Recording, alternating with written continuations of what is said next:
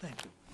Okay, ladies and gentlemen, we're going to call to order this hearing. It's the March 18th, 2015 hearing. We're at the Council on Aging, and this is a continuation of the application of H&W Apartments for a comprehensive permit for their Randolph 40B project. My name is John Leonard. With me tonight is Board Member Jeffrey Mullen and Board Member Virginia Donahue King.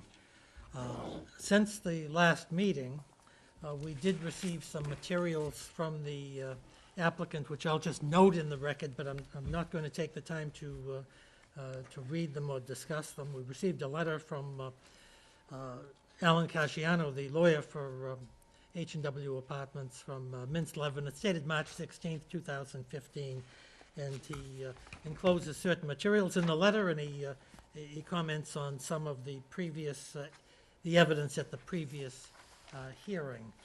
With Mr. Casciano's letter is the March 16, 2015 letter from James Burke of DeSelle and Burke engineering firm dealing with some of the issues that arose in a meeting between Mr. Burke and Mr. Joseph Lynch, who's the director of the Department of Public Works. At an earlier date, Mr. Lynch sent us a rather comprehensive letter dealing with some of the technical issues regarding the application. Mr.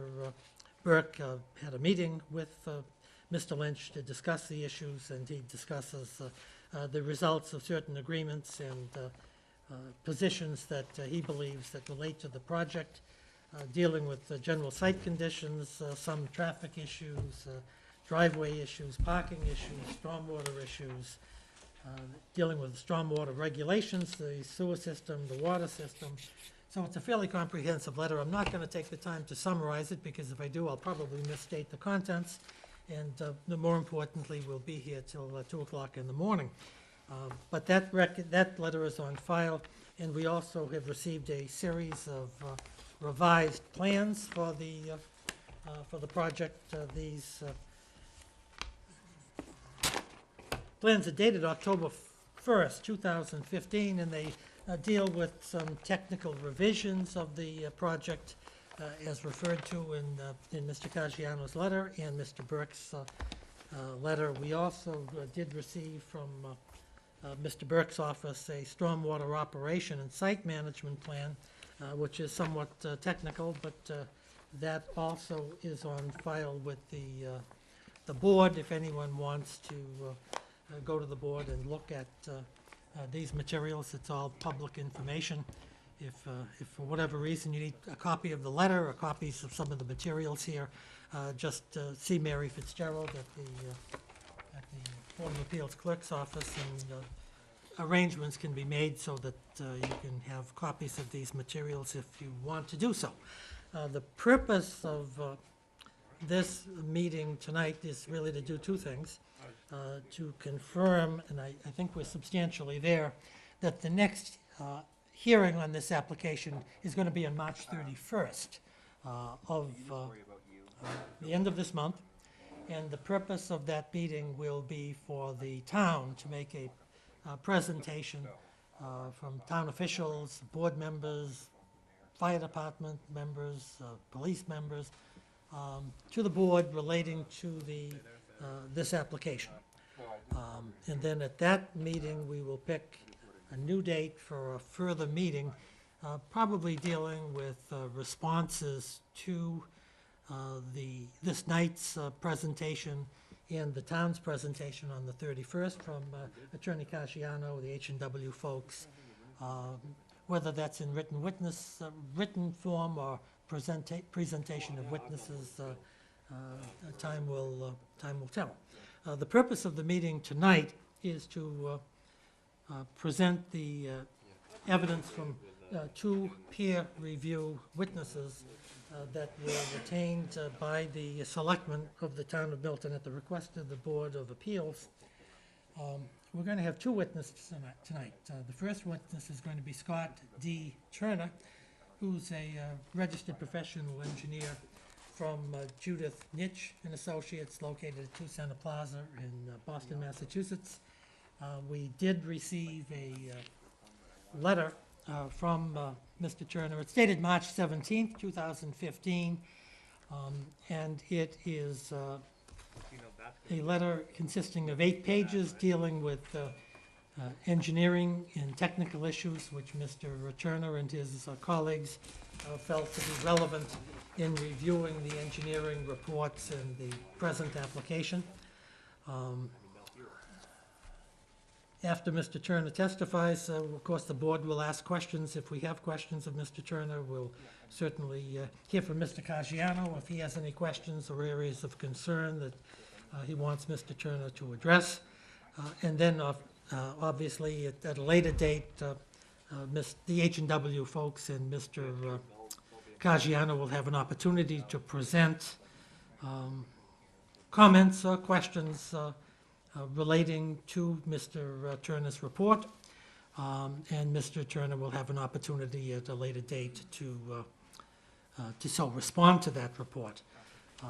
Mr. Turner is a professional engineer in the Commonwealth of Massachusetts with 19 years of experience. He's holds his Bachelor of Science in Civil Engineering from Tufts University, and he holds a master's degree in city planning from Georgia Institute of Technology.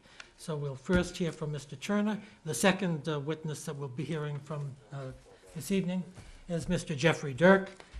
Mr. Dirk is a traffic engineer with over 20 years of experience in the field of traffic engineering and transportation planning. Mr. Dirk is employed and is a principal at Vanasan Associates, located, I believe, up in the Andover area.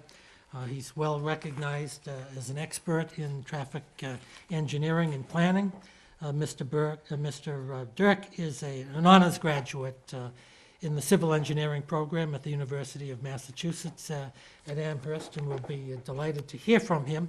Mr. Dirk has filed with us a traffic engineering report. If you'll bear with me, I will find it. I have it right in front of me. It's dated March 17th, 2015. This report is in 12 pages. And so after we hear from Mr. Dirk, likewise we'll have questions from the board, if any, Mr. Caggiano can acquire. If members of the public have any questions regarding their testimony, which is somewhat technical testimony, certainly feel free to ask. I've asked both Mr. Burke and Mr. Dirk to attempt to, both Mr. Turner and Mr. Dirk, to make their presentations in as understandable and in layman's language, and the less technical, the better, at least as far as the board is concerned. We have copies of both of these reports are available at the Board of Appeals office if at a later date anyone wants to have a copy of the report and review it for whatever purpose. So unless we have any further issues, which I don't believe we do, I'd like to welcome Scott Turner, a registered professional engineer from Judith Nitsch, to make a presentation regarding his peer review report, which is dated March 17, 2015. Mr. Turner, welcome to the Board of Appeals and to the town of Milton. Thank you. I'm not really sure exactly how you want to go through the letter. I mean, the letter is fairly long. I guess I just want to start with there's really 3 different types of comments, I guess, that are intermingled through here. Some of them are simply commentary. Some of them are comments on details that haven't been further developed yet that I would expect would be further developed as the design progresses. And then we also have some comments that are design issues or things that we think could be issues, may not be issues. I think that probably rather than go through the entire letter point by point, which would take a while, I mean, unless that's for your preference, I would recommend just kind of going through some of the high points or some of the things that I think are most, merit the most conversation. I think that's advisable. What I'd like you to do just at the outset, is perhaps just do an outline, perhaps without going into a lot of the issues, just so that the members of the general public who are here and have not had an opportunity to read your report will have an idea as to the subject areas that you considered overall, and then just deal with the specific matters that you think are really pertinent issues to this pending application. Okay, well, our charge, I guess, is to review the project for its civil site design and its landscaping design and its stormwater design. We weren't requested to review it for traffic or transportation. That's Mr. Dirk's area of expertise, and he'll talk about that. So we look at mostly the layout of the site, the access to the site, utilities into the site, grading, stormwater, sanitary sewer, so forth, those types of things. There are considerable amounts of retaining walls on the site, given the topography of the site. And so we have some comments about that. We also have some comments about the site access, which probably overlaps a little bit with Mr. Dirk's comments, but we look at it more from the environmental side. We treat this, we have done this review like we would do a typical review, and the standards for a 40B development are a little bit less stringent, I guess, than a typical subdivision or site plan. But we do the review like we typically do them, and so, that's what creates a lot of the comments that you see here. How many people assisted you or worked with you as part of your team in putting together this report? And just very briefly describe the subject areas of their expertise. Okay, so it was myself and one other person.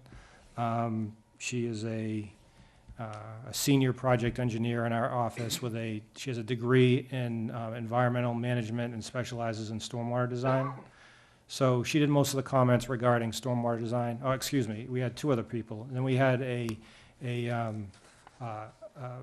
planner who is trained as a landscape designer. So she had provided some comments on the landscape design. She's not a registered landscape architect. We had talked about that when we first talked about getting engaged, whether we needed to get a registered landscape architect, and you didn't think it was necessary. So it was really myself and two other people. Most of the comments regarding the layout and the utilities and so forth were generated by myself, although I reviewed all the stormwater once Jennifer Johnson, she's our stormwater specialist, when she prepared them. So I'm very comfortable with her expertise and also the comments that she made. Okay, let me ask you, did you have an occasion to visit the site? I did. I didn't walk the entire site because of the snow that's out there, but I drive by it almost every day on my way to work. Okay. And so I stopped and I took a look around and stopped again tonight on my way down here. So I didn't go all the way into the back of the site, but I did stop and take a look. So I'm familiar Okay, with and the did you look at any other materials relating to the site, such as topographic maps, plans, the application, and did you generate any other studies to familiarize yourself with the property so that you could analyze the issues that you thought were pertinent? We relied heavily on the information that was submitted by the applicant. When I was out there, the existing conditions looked generally like was depicted on the plans, as I would expect. I know Jim Burke, and I know that his work is good, so I wouldn't expect anything different than that. We did refer to guidance documents like the stormwater management guidelines and some other guidance materials, but it was basically review. Oh, and we also looked at the town's regulations. We looked at their site plan regulations. We looked at the comprehensive permit regulations and so forth. So we consulted those to make sure that we were covering all the points that are generally covered by an application such as this. Okay. And let me just ask you, when you prepared this report, other than you being retained by the Board of, technically you were retained by the Board of Selectmen, because we don't have contracting powers technically. Right. But essentially you were recommended, and your recommendation, our recommendation was approved by the Board of Selectmen. Other than that recommendation, what input, if at any, if any, did the Board of Appeals have in the preparation of your report? None, really. I mean, So this is an independent report by you? yes, it's independent. You had forwarded to me the comments that were generated by the DPW and other town boards, and I read them, but I read them after we did the report.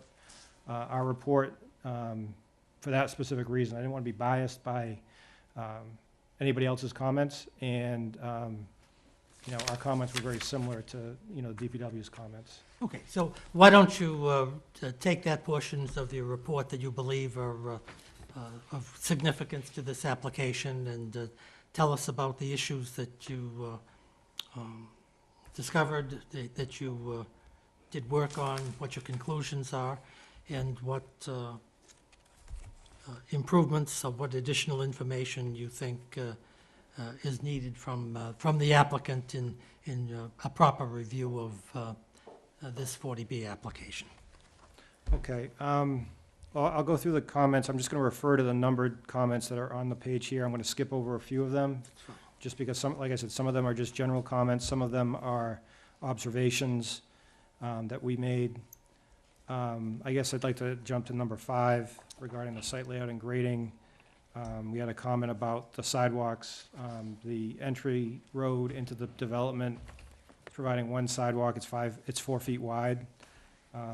We'd recommend a wider sidewalk, probably a 5-foot or a 5-foot sidewalk, and would like them to consider a sidewalk on the north side of the entrance. As it stands, as the plans stand, there's only one sidewalk on one side. We made a comment about a crosswalk at the entrance. I'm sorry, can I just stop you on that one, and can you just briefly tell us what your reasons are for suggesting that a 5-foot wide sidewalk is preferable to the 4-foot, and why you think there should be another sidewalk on the other side?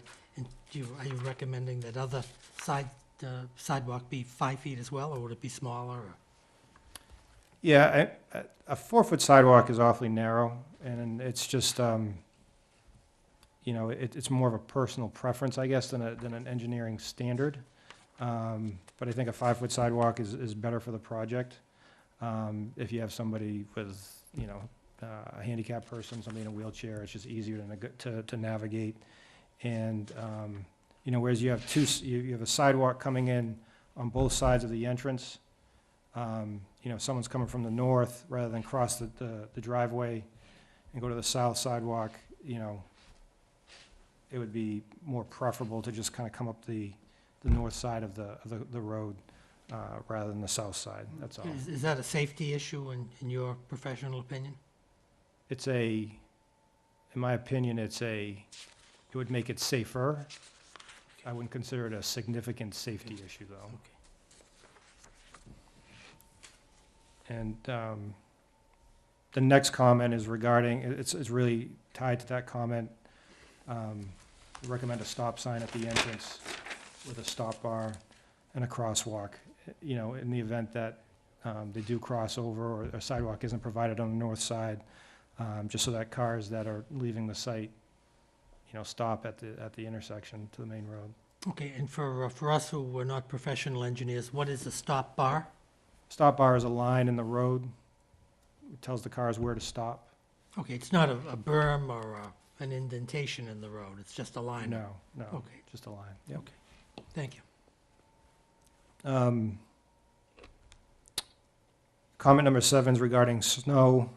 It's probably a more significant comment now since we've had so much snow this winter. But, they do show snow storage on the plans. The site is constrained in terms of areas to store snow. So typically on a site like this, where you don't have a lot of area to store snow, there should be some kind of plan to remove it when it snows a lot. The concern being that it may be plowed into the buffer zone or into the wetlands or so forth. So this is not a safety issue. This is more of a making sure that the parking is adequate during the storms or while you have snow on the ground, and also an environmental consideration as well. What are the engineering constraints of dumping snow in wetlands areas or within 100-foot buffers or 25-foot buffers of wetlands? Yeah, typically, snow is filled with salt and sand, and it's just, it provides, you don't want to plow it into the wetlands because it just adds silt and salt and degrades the wetlands. In your professional experience, is it usual and customary that conservation commissions are very cautious to allow melted snow or snow to be deposited in wetlands areas for those reasons? Yes. Okay. So what's your next subject area, Mr. Turner? Okay, comment number 8 is regarding the proposed driveway. Basically, there's one means of access into the site. They had provided a plan to show emergency vehicles entering the site. The site, because of the grading and the configuration of the site, it's constrained, so it's bringing a fire truck in. Typically you see a turning, you see the truck come in, you see adequate room for it to turn around and exit the site or maneuver around the site. There's very little space to do that, especially if there are parking spaces that are if all the parking spaces are filled. So to me, this is really a preference of the fire chief. Typically, you would go to the fire chief and say, this is our plan for bringing a large vehicle in. Is this adequate for you to maneuver in the case of an emergency? And the fire department should be able to tell you whether it's something that they feel is safe. Okay, so you point out on number 8 that that's an issue of concern, but you haven't suggested in your report, have you, how that issue can be remediated? Is that true? In other words, is that a technical traffic and fire hazard issue which you note, but you haven't solved, or you haven't recommended changes in the present plan in paragraph 8 or anywhere else in your report? Nope, we didn't recommend any changes other than, we didn't even recommend that he talks to the fire department. I guess we're recommending that now, that they consult with the fire department to talk about whether this is adequate to get fire trucks in. When cars are moving or when people are moving into the building, they'll bring larger trucks. It's not an emergency situation, it's more of an inconvenience getting the trucks in and out. But, large vehicles are gonna be tricky to turn around in the tight site.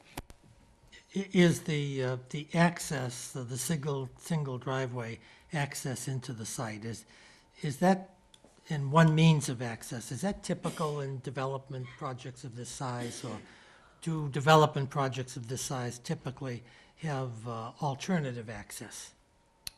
Or can you make that general statement one Yeah. way or the other? I don't think there's a typical, I think, every site is different, and depending on the constraints of the site, this site in particular is constrained because of the wetlands and because of the frontage on Randolph Avenue, so it's, I think that the access is what is reasonable given the site constraints, given the site's configuration. Okay, is it fair to say that you didn't try to discover or plan alternative access points for this particular project? Is that true? That's true. And did you consider that beyond the scope of your assignment here? I did. Okay. Why don't you continue? Thank you, Mr. Chairman. Okay. Number 9 is concerning emergency access to the buildings. The way the site is graded, you have a central parking area, and then you have the buildings on either side. And because of the steep slopes on the site, vehicles aren't able to get around the buildings. You can provide access on 2 sides. Some towns will request, and this comes typically from the fire department, will request access around the entire buildings. Some do not. You can effectively get good access along 2 sides of the buildings here. So again, this is at the comfort of the fire department and what they're comfortable in case there's a fire, in case you need to get emergency, fire trucks into the site. Okay, I think we probably will be hearing from the fire department Okay. on the March 31st meeting, but we'll see. Why don't you continue with your analysis?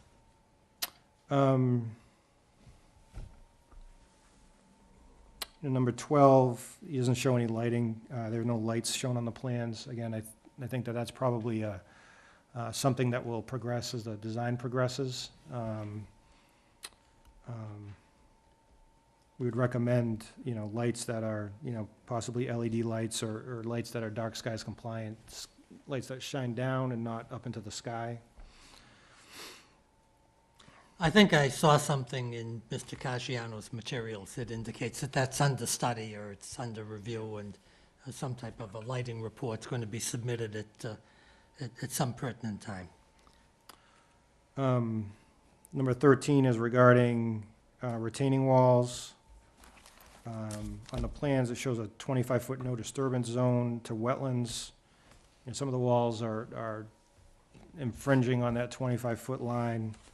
And just a note that some of these walls are 10 feet in height. There's no standard about the height of walls. It's just knowledge or information for the board to understand how the site's being constructed in terms of retaining walls due to the grade change. Well, what impact, if any, does a 13-foot retaining wall have on a project? Is it more architectural and design as opposed to having an engineering influence on the project? Yeah, it's more architectural. I mean, there's nothing wrong with retaining walls. I mean, some towns will, they don't allow retaining walls, but, I mean, from a health and safety perspective, it's fine, provided there's a barrier on the top of the walls. And we've asked for some details about the walls and so forth, and I would expect that as the plans progress, there would be details about the walls and some kind of safety rail or fence shown on the top of the walls. Okay.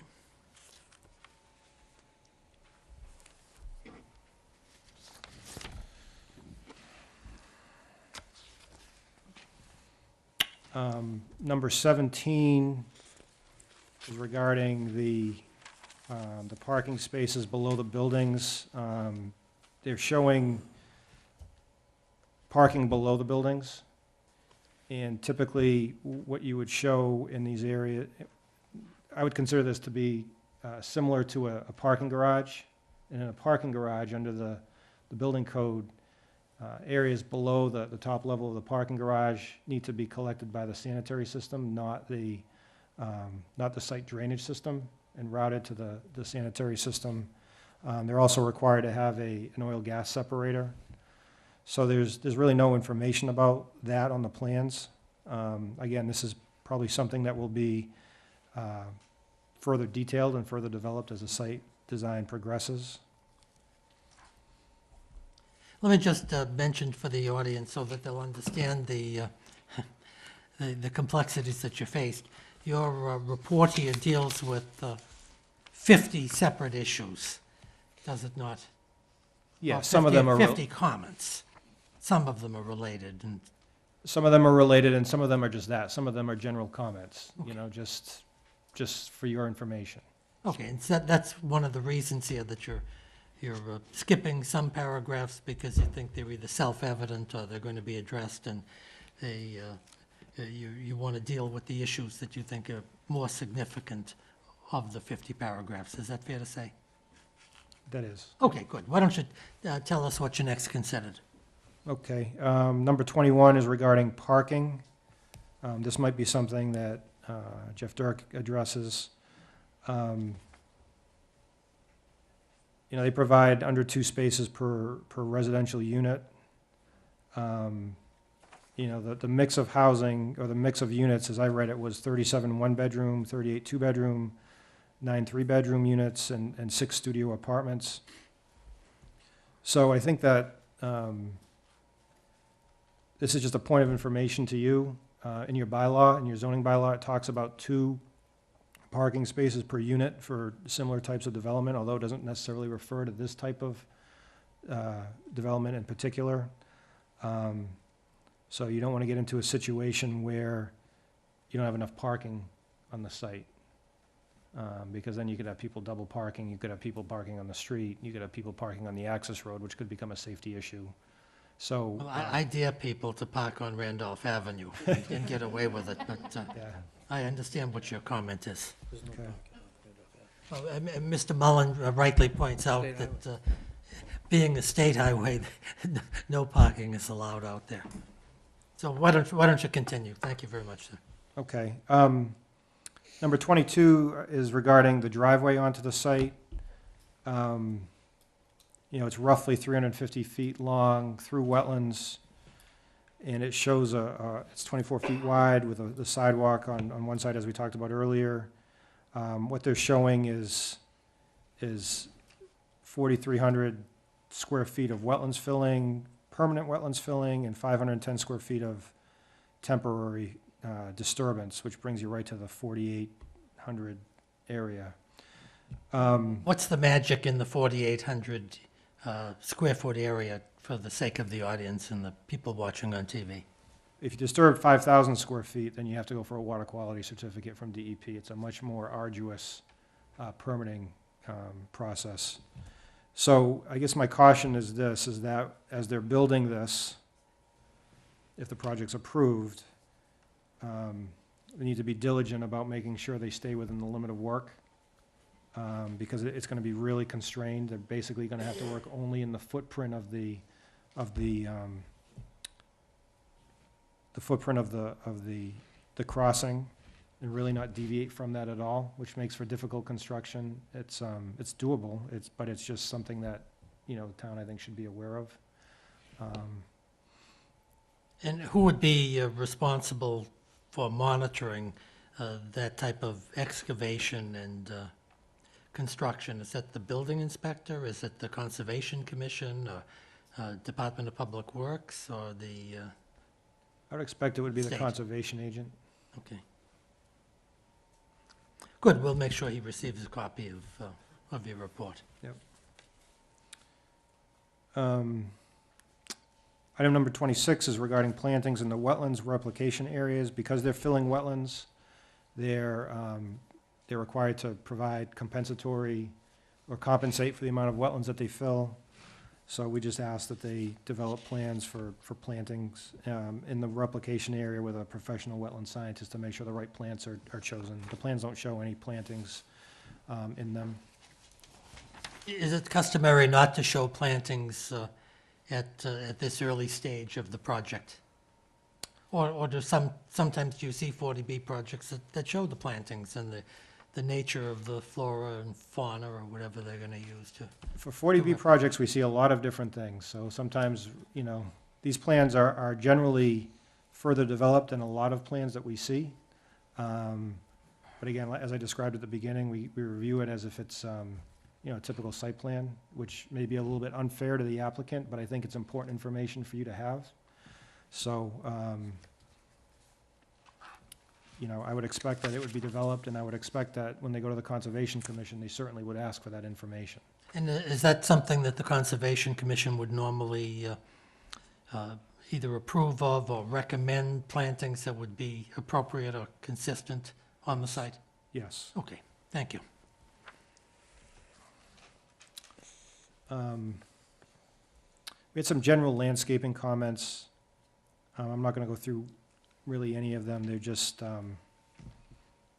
planting comments, and I would expect that they would have a more developed, those are comments 28 through 33. I would expect that they would further develop the landscaping plan as the plans progress.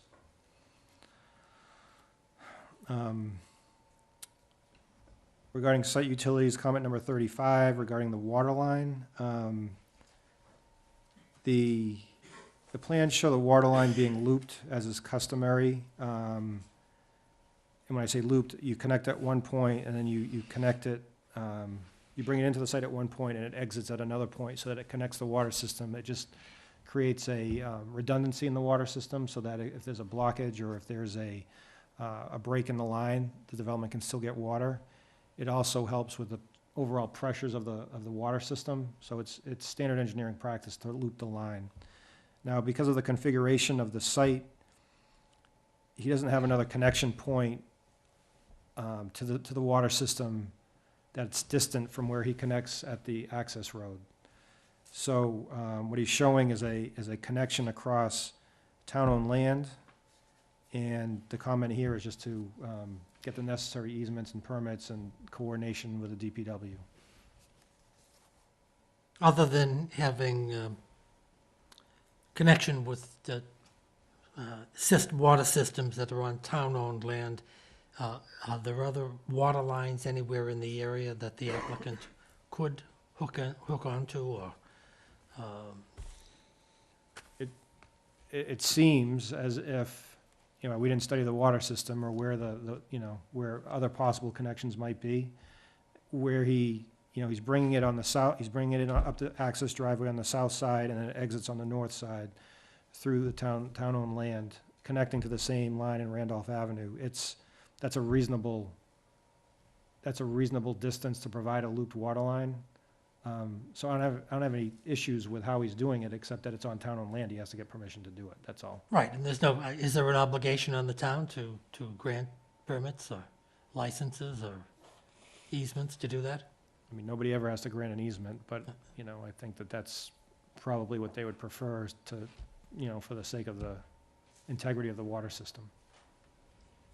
Is there land to the south of the project owned by, not owned by the town, but privately owned land There is. that has access to the water system that could be a source of a hookup? Possibly. If he went through private-owned land, he could get the same type of connection. We'd have to get easements from private landowners. Sure, and that would be a negotiated purchase of an easement. That's right.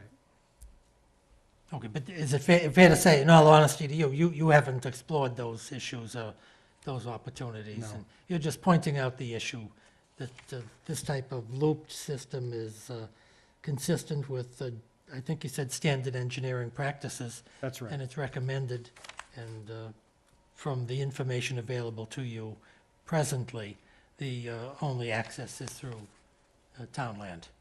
That's right. Okay, thank you. The next comment, number 36, is regarding fire hydrants. He's showing one fire hydrant on the plan.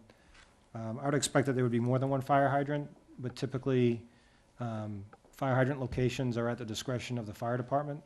So like the access into the site, I would expect that, they would talk with the fire department, and the fire chief would say, this is where I'd like to see hydrants. I would expect that there'd be more than one, given the size of the development. Where is the fire hydrant that presently exists on the site? It's Or does it exist on the site, or is it just shown on the plans? proposed on the plans. He is Proposed on showing the- one proposed hydrant on the plans. It's right, as you come into the site, it's right in on the southernmost portion of the site as you're getting to the, with the buildings on both sides, so on the south side of the buildings. How far is it approximately from the buildings? Do you know? Can you reasonably estimate without pulling out a lot of plans? And It's pretty close to the building that's on the east side. It's across the driveway from the building that's on the west side. It's probably 20 feet from the maybe 20 feet from the building on the east side, maybe 80 feet from the building on the west side. And how far is the fire hydrant from the water line in Randolph Avenue? It's probably 800 feet, Doesn't it, 500 feet. does it have to be connected to the water line on Randolph Avenue? It is. As a It's source of water? It is. It's connected via the water line that runs up the driveway. The water line runs up the driveway, pulls into the parking area, and then the proposed hydrant comes off of the water line that they're pulling in. I know nothing about sources of water and pressures and all of that, but is the pressure and amount of water in the looping line from which the fire hydrant is being sourced, is that of sufficient pressure and volume to suitably utilize that spot as a fire hydrant? In their response to in the response to the DPW's letter, there was some language in there about the pressures in the street, I believe, in Randolph Avenue. The pressures there seemed fine. I don't know what the pressure would be after you come up, after you cross and go up the hill into the site. It appears to be fine. That's something that would be, calculated by a mechanical engineer. I mean, we could probably do it too. I didn't calculate it, but Would you expect it to be less since it's going 800 feet and going up a hill? I would expect it to be somewhat less, not significantly less. Okay. Would it be adversely affected, would the pressure in the line be adversely affected depending on the number of people in the proposed development that are using the water at any given point in time, where it's a one-loop system? Or is that also insignificant? That's insignificant. Okay. How many fire hydrants would you normally, knowing you didn't perform this Yeah, study, how many would you say are fair and reasonable, based upon the preliminary plans, in your opinion, to protect the buildings and the occupants, more important than the buildings, from fire? I would show one on the south side and one on the north side, and then I would talk to the fire department and ask them if they think it's fine. So that's how I would have done it. But again, I think this is a detail that needs to be just further developed. Okay, I think we're going to have a lot of questions for the fire chief or his representative. Yep. On page 5, number 39, regarding stormwater. Just kind of the overall big picture for the stormwater. The stormwater system has a significant amount of infiltration, underground infiltration units on it. That's how they're, when I say underground Yeah, infiltration. tell us what that means. We don't have the slightest Okay. idea. Okay, so the water goes into the catch basins. The catch basins, convey the stormwater into large underground pipes. The pipes are perforated, and then the water infiltrates into the ground, which is, it's used all the time. That is a typical way of handling stormwater. That approach requires that the soils be adequate to accept the water. You have different types of soil. Some, sand and gravel soils are very porous, and you pour water into the sand, if you put a system in a sand soil, it'll just go into the ground real quick. Some areas, you have more till. Some areas you have ledge, sand. The soil doesn't accept the water as readily, and so what happens is it really affects the sizing of the system. So there weren't any soils information that were submitted, so it's difficult for us to really evaluate, I guess, the validity of the soils to accept the water, and therefore the sizing of it. Do the plans show where the drainage system is proposed on the site? It does, yep. Okay. Wouldn't it be good engineering practice when you're designing the system and siting the drainage system to have taken soil samples so you'll know whether that siting of the system is an appropriate place? Yes.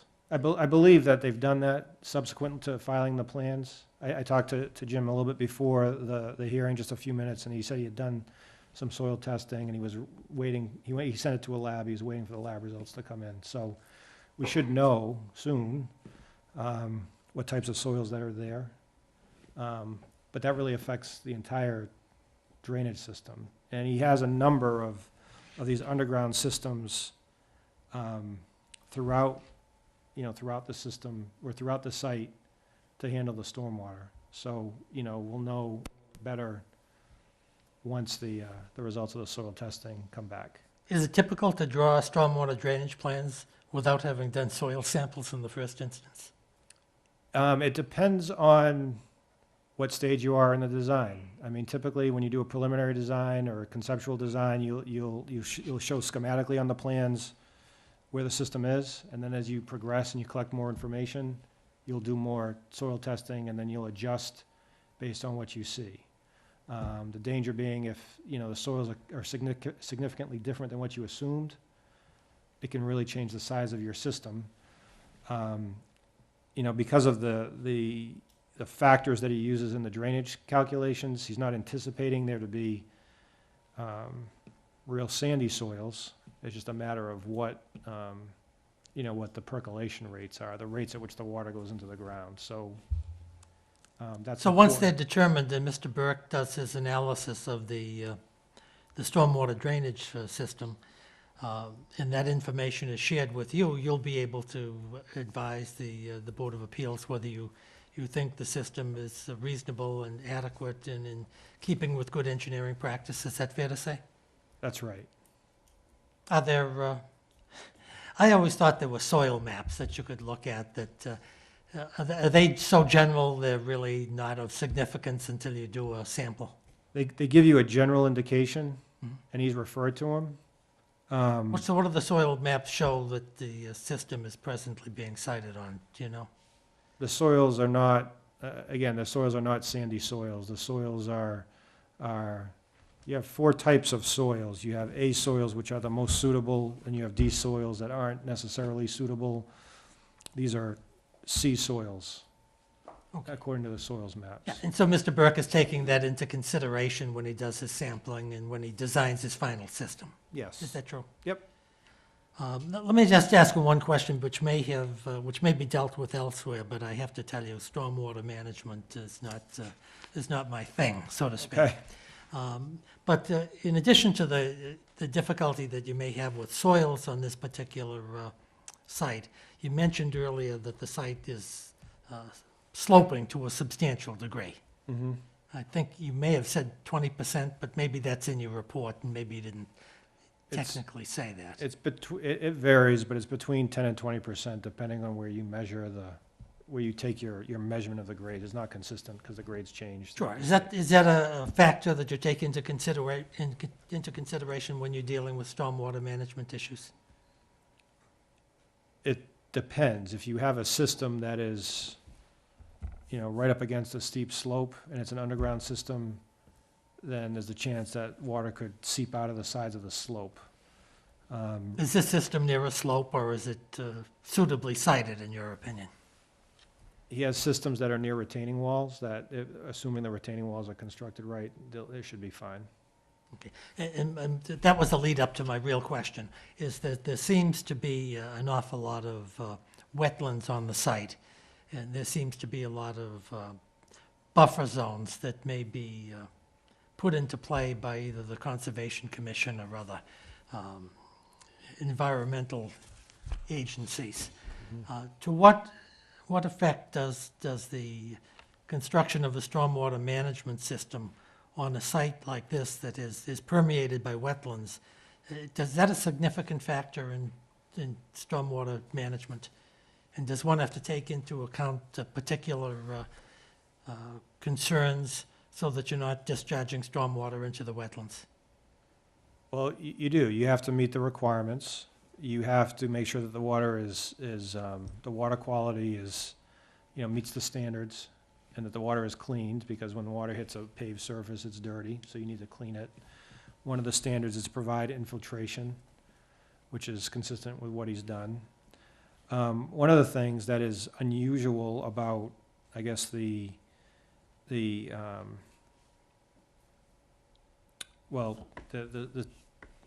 town's comprehensive permit regulations require you to, there to be no increase in peak rate or volume of stormwater. The stormwater management guidelines only require you to mitigate or to reduce the peak rate of stormwater. To have no net increase in volume of stormwater is extremely difficult, and it's difficult on a site with soils that aren't sandy. So, the calculations that were provided don't meet that standard for volume. As he's done the calculations, they meet for rate. However, we do have some questions about some of the assumptions that he's made, some of the technical factors that went into the model and how he's modeled it. So I would expect that as he proceeds with his design, he will perhaps agree with our assessment and make those changes, or he will not agree with them and try to, talk through them, I guess. What changes are you recommending if the soils are as you suspect they will be? We have some questions about, they're just really technical items regarding things like times of concentration and analysis points, you know, where he does his point of analysis for the stormwater. Well, let me ask you this. Are these technical comments and adjustments that you'd be requesting as opposed to expensive and substantial modifications of the proposed system? They could be substantial changes. For instance, the volume issue is a significant issue, given the poor soils. Again, most cities and towns do not require you to reduce the amount of volume of stormwater running off of your site. Some do. And But it's- Milton does. In your comprehensive permit guidelines, you do. Okay. So, that's a tough thing to meet with poor soils, or soils that aren't optimal.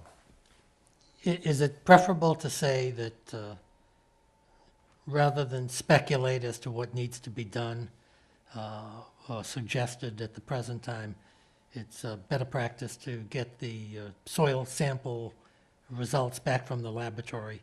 Then the issue can be addressed in a more concrete manner. Is that fair to say? Yes.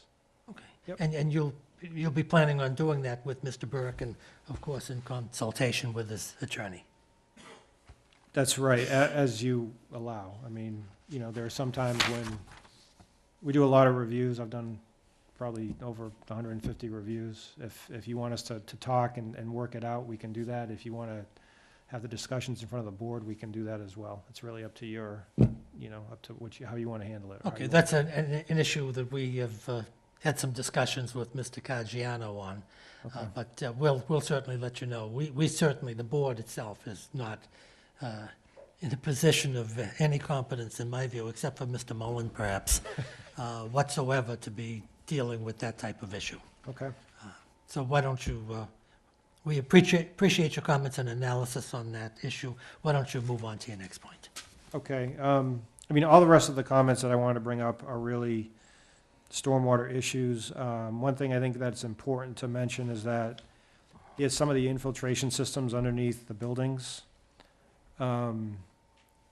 which is, I don't want to say it's unheard of. It occurs.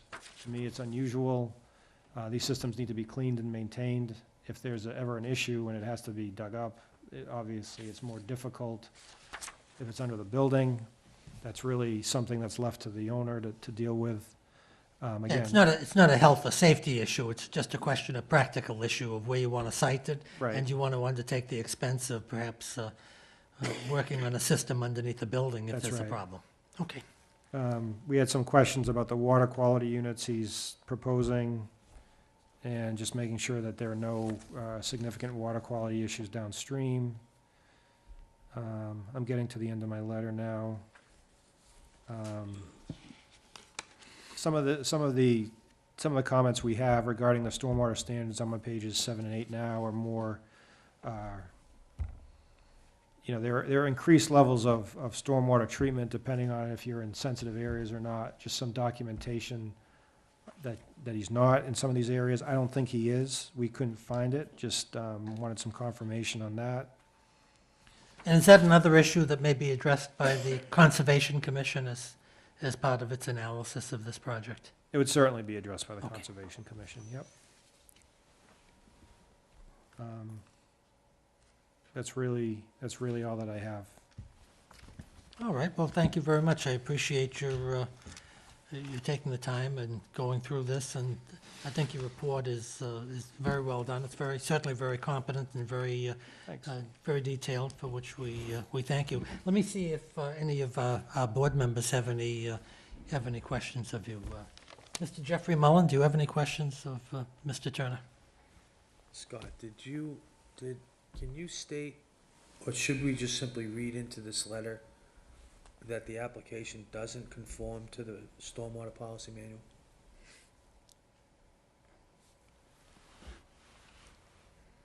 think there's not enough information to say that it does or it doesn't. I think that it's a question of providing a little bit more information. Yeah. That's all. I don't want to say it doesn't conform. I just want to say that there's not enough, there are some, what I would consider more minor details that need to be, more minor paperwork.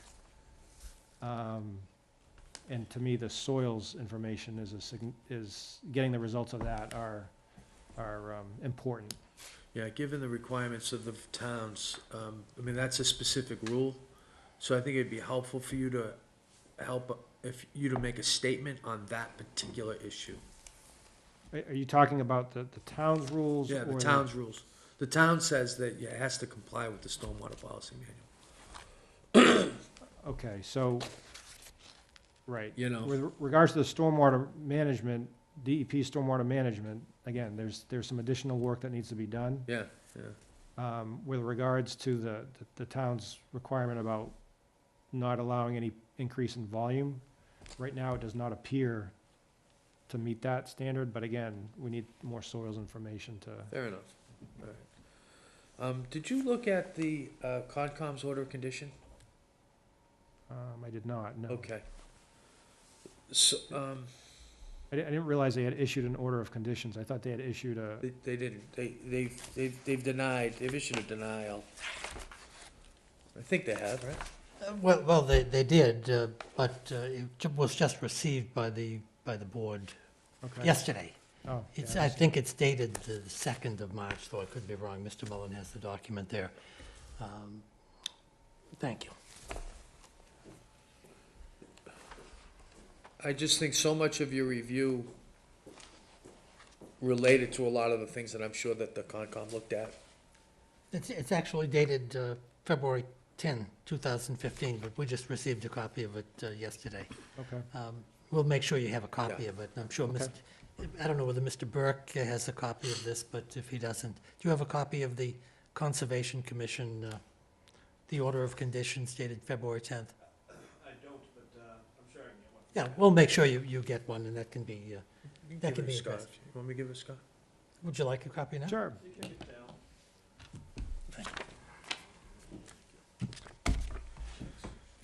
That's all I have. Thank you. Okay. Mrs. King? I had a question on stormwater as well. You had made reference to there were technical assumptions made that you weren't necessarily in agreement with. What were they? Were they things that had to do with the soil, or what exactly were those parameters that you took issue with?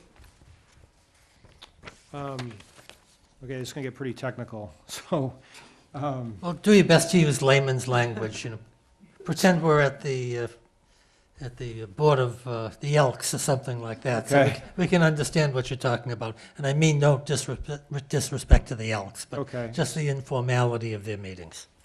So there's, when he modeled it, I would always, the way I would model a project is I would model it to the edge of the wetlands so that there's no net increase to the wetlands line. So he modeled it, he modeled the wetlands so that, or he modeled the site so that, utilizing the wetlands as essentially to provide some stormwater detention, which it's really a difference of opinion in how you model stormwater. I think the way that I model it is a little bit more conservative. That's typically how I do it. And so we made a comment on that. The other comment that we had was regarding there's a factor called the time of concentration, which time of concentration is the amount of time it takes to get from the top of a watershed to the bottom. There's a minimum that is, kind of recommended per technical guidance. And so he used something that's a little bit different. It's a little bit longer, and it's, sometimes it can affect how your overall calculations come out. Sometimes it doesn't matter. So it may be one of these things that it's not significant at all, we just don't know, so. Is that something you could address after you get soil reports back and the system is more, is analyzed in more detail? It really doesn't have a whole lot to do with the soil, it just has a lot to do with the assumptions that he's made, and again, if you give, every engineer is gonna design a site a little bit differently. I guess I'm looking at it from a more conservative perspective. So we made the comment about that. And so I guess it's really his prerogative as to how he wants to do it and whether, I'll have to talk through it with him and see how the Would it reasons make, are for selecting the factors that he selected. would it make sense to run that model perhaps with a couple of different parameters? He could, yeah, See what the area is anyway? Yep. Okay, thank you. sure. Mr. Turner, I've asked you enough questions. I don't have any more questions to ask you. Let me see. Mr. Caggiano, do you have any areas that you want to ask Mr. Turner about, or do you prefer to just reserve and deal with that at a later date? I don't have any questions personally, but are you okay, Mr. Chairman, if my team has any questions? In a general sense, I don't, but I don't want it to be a tit for tat of experts at the present time, so. In fact, I'd almost prefer that, subject to my colleagues here, that if you want to briefly talk to your people and see if there's anything they want you to go into, that may be a better way of doing it. Sure, absolutely. Okay. Give me a moment. Sure, of course I will.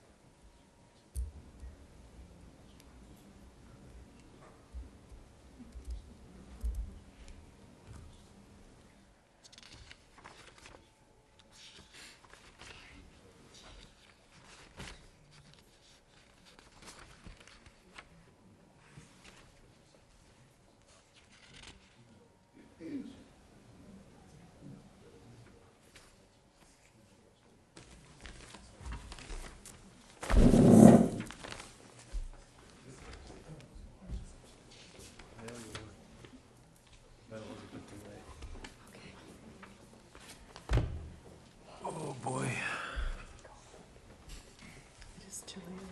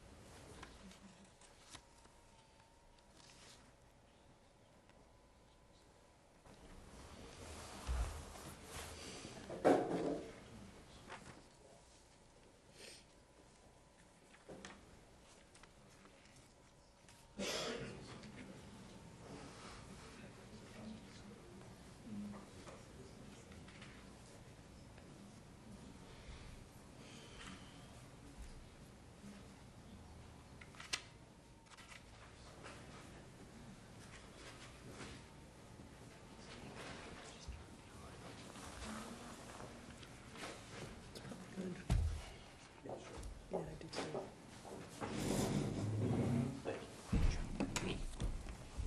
So remember Marilyn Newman, I do. Founder at Mintz. Hi. Good, welcome to the Hello. board, Mr. I'm Levin. Nice to Marilyn Newman. I'm an environmental attorney at Mintz-Lev, and I'm working with the project team on some of the environmental permitting, including the Conservation Commission matters. Good for you, welcome back.